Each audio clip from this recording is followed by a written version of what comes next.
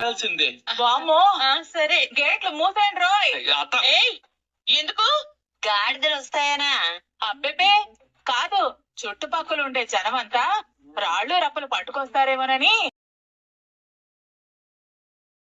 నా గొంతు అంత చండాలంగా ఉంటుందా? సత్యం చూడు సత్యం, నేను పెళ్లి చూపుల్లో పాట పాడితేనే కదా నువ్వు నన్ను మెచ్చావు. కాదు, పెళ్ళయ్యాక శాశ్వతంగా పాడకూడదనే కండిషన్ పెట్టే చేసుకున్నాం. నా వట్టి శ్రావ్యమైన కంఠం మీరే సినిమాల్లోనూ వినుండ్రు. అందరూ గుండె రాయి చేసుకోండి. మా ప్రభావతమ్మ పాటావతిగా మారిపోయి అద్భుతంగా అరవబోతోంది, పాడబోతోంది. మొదలుపెట్టు గానావతి.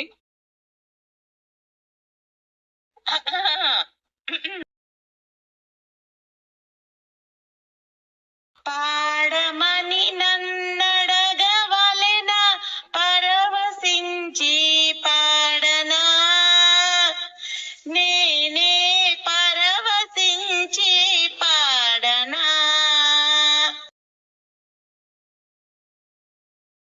నీవు పెంచిన హృదయమే ఇది, నీవు నేర్పనమే.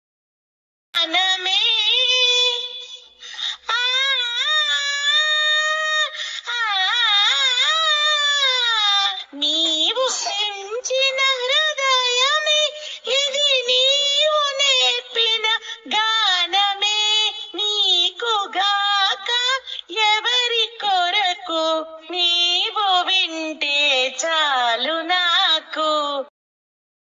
పాడమని నన్నడగవలెనా, పరవశించి పాడనా.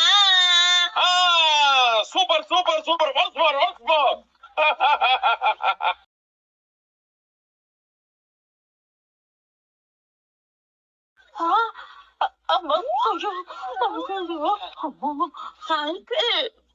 ఏమైంది మీకు? అంతే నచ్చిందా? అభి నువ్వు కానివ్వు. చాలు ఇంకా చాలు. పాడమని నన్నడగవలెనా, పరవశించి ఏరా మీ అమ్మని ఇంకొంచెం గట్టిగా పాడమని చెప్పన్నా. అంత బాగా నచ్చిందా? వంటలు చేసే వంట దగ్గరికి 4 కుక్కలు వచ్చినాయి అన్న, 3 వెళ్ళిపోయినాయి, ఒక్కటే ఉంది. ఇంకొంచెం గట్టిగా పడితే అది కూడా వెళ్ళిపోద్ది అన్న. ఆవిడ విన్నదంటే నిన్ను చంపేస్తుంది అన్నా. నువ్వు వెళ్ళరా బాబు. అమ్మా ఆపు. ఇంత బీభత్సం జరుగుతుంటే వన్స్ మోర్ అంటావేంటి నాన్న? ఏంట్రా ఏంటి? ఏం లేదు, అర్థమైంది.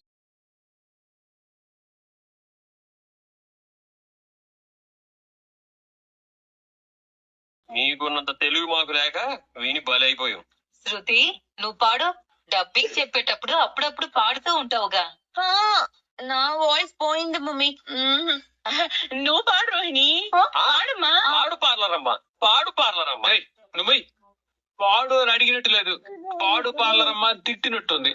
ఇలాంటి పేరెంటాలలో మా మీనా చాలా బాగా పాడుతుంది. పోయి అదే పాడాలి. ఏమన్నావు?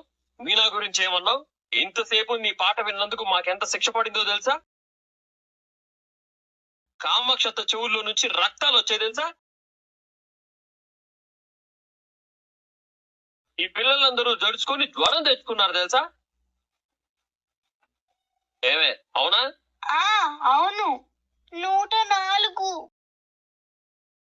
విన్నావా? నీ పాట విని కుక్కలన్నీ పారిపోయాయంట తెలుసా? అందరికన్నా తెలివైన వాడు, అదృష్టవంతుడు ఎవరో తెలుసా? మా నాన్న చెవుల్లో దూది పెట్టుకుని బతికిపోయాడు. పాప నువ్వు వెళ్ళి మైక్ తీసుకురామ్మా.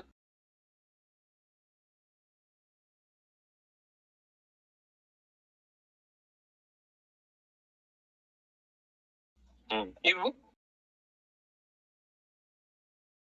నా మీనా తక్కువ చేస్తావా? నువ్వు పాట పాడు మీనా, అద్భుతంగా పాడు. ఏమన్నావు? నీ పెళ్ళం బాగా పాడుతుందా? అవును, అది జగమెరిగిన సత్యం. మధ్యలో నన్నెందుకు పిలిచావురా? నిన్ను నేను పేరు పెట్టి పిలుస్తానా నాన్న? పోనీ నీ పెళ్ళం నాలాగా భరతనాట్యం చేయగలదా? ఈ వయసులో నేను చేసినట్టు నీ భార్య చేయగలదా? అవును, ఒక్కొక్కరికి ఒక్కొక్క టాలెంట్ ఉంటుంది.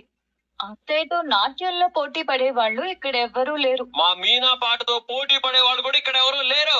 రేయ్, నువ్వేంట్రా చెప్పేది?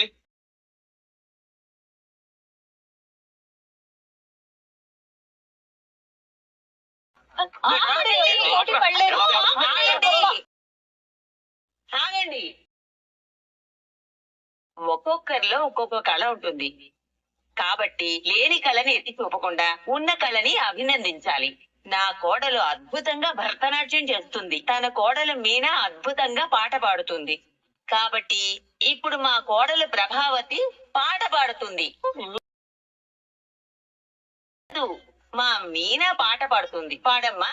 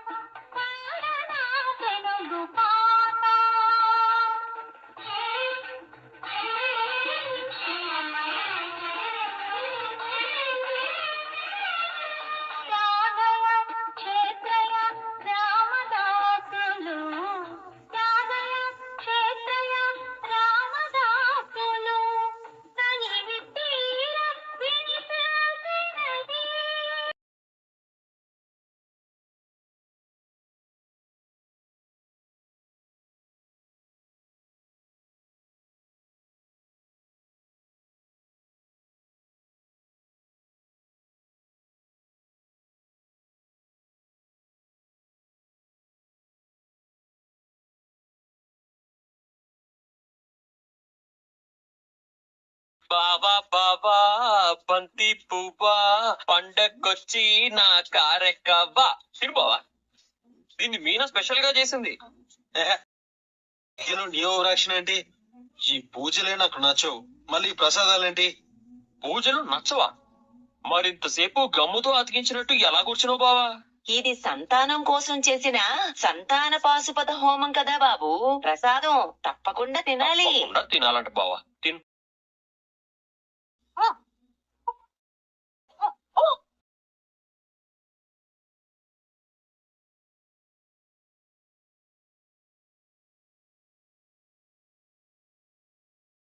మౌనిక, మౌనిక, వాంతి అయిందా? అయితే ఇదే ఈ మీనానే కారణం. మీనా ఆహా, ఏం మాట్లాడుతున్నావు మనం? మౌనిక వాంతి చేసుకోవడానికి వాళ్ళ ఆయన కారణం అవుతాడు కానీ మీనా కారణం అంటావేంటి? అది చేసిన ప్రసాదం వల్లే కదా. ప్రభావతి, నువ్వు ఆగు, నేను చూస్తాను. కొంచెం జరగండి, కాస్త గాలి ఆడివ్వండి. ఏ ఆట? అంటున్నారా?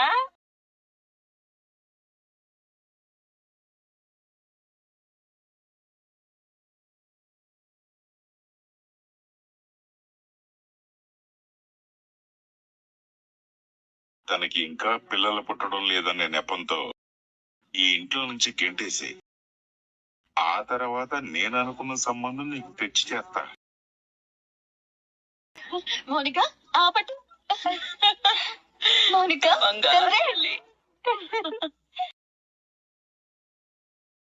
బామావతి బామావతి మా అమ్మ మా అమ్మావతి. మర్చిపోయావు. మీరు ఊహించుకున్నంత లేదులే కానీ ముందు ఈ పాలు తాగండి. ఇందులో తాటి బెల్లం వేసి తీసుకొచ్చాను. బెల్లం వేసి తీసుకొచ్చావా? ఎందుకు? భార్యాభర్తల మధ్య సరసాలెందుకు? సుఖ సంసారం కోసం. ఈ గోరువెచ్చని పాలు సుఖ నిద్ర కోసం. ఇవి తాగితే మీకు హాయిగా నిద్ర పడుతుంది. తిన్నదంతా చక్కగా జీర్ణమవుతుంది. ఈ రోజంతా కష్టపడి పనిచేశారు కదా, మీ ఒళ్ళు నొప్పులన్నీ మాయమైపోతాయి. నాకొద్దులే మీనా, రోజంతా డ్రైవింగ్ చేసి వచ్చినా హాయిగా నిద్రపోగలను. తీసుకెళ్లి మా అమ్మకి ఇవ్వు.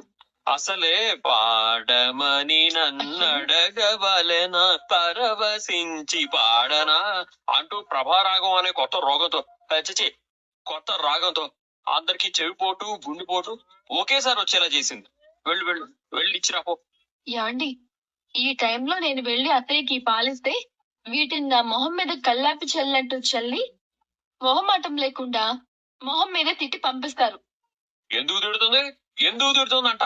నా పూల గంపని తిడితే ఎవరినైనా సరే గంప కింద కోళ్ళని కప్పేసినట్టు కప్పెట్టేస్తాను. నువ్వు వెళ్ళి ఇచ్చిరాపో, నేను చూసుకుంటాను. మీకు దండం పెడతాను. మీకోసం ఇష్టంగా చేసి తీసుకొచ్చాను. నాకు ఇప్పుడు ఇలాంటి కష్టమైన పనులు చెప్పకండి. ఇష్టం ఉన్నా లేకపోయినా నా కోసం తాగండి. అప్పుడప్పుడు నువ్వు తెగ ముద్దు చేసుకుంటావు. ఆ! ఇవి బొగ్గలు అనుకుంటున్నారా? మీ కారు స్టీరింగ్ అనుకుంటున్నారా? ఇంత గట్టిగా గిల్లారు. నొప్పెట్టే మ్మ్. సరే ఉండు, మంత్రం వేస్తాను, నొప్పి మాయమైపోతుంది. ఏంటది? కళ్ళు మూసుకో. కళ్ళు మూసుకోవాలా? మూసుకో. మ్మ్.